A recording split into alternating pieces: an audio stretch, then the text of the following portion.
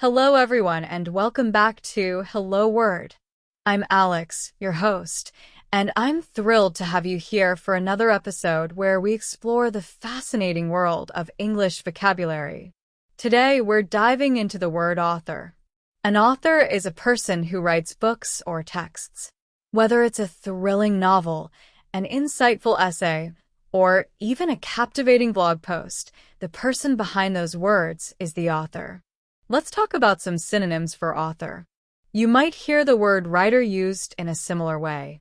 For example, the writer of this article won an award for their work.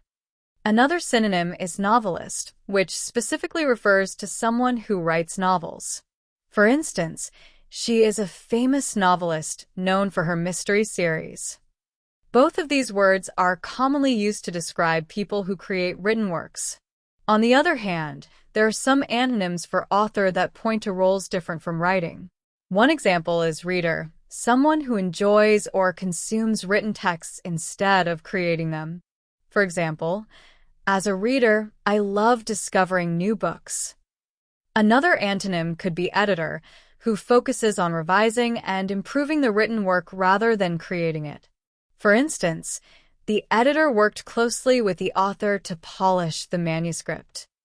Now, let's look at how you can use author in everyday conversations. You might say, the author of this cookbook has shared so many useful recipes. Or, I had the chance to meet the author of my favorite novel at a book signing. You might also use it in expressions like, the author of the idea deserves full credit. Here are a few sentences using author to give you more context. J.K. Rowling is the author of the Harry Potter series. The author of the article provided valuable insights into climate change. Many people dream of becoming an author, but it takes dedication and creativity. That wraps up our exploration of the word author.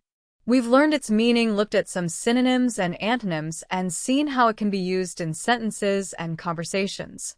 I hope you'll try using author in your own sentences this week. Speaking of which, why not create your own sentence with author and share in the comments? I'd love to read what you come up with.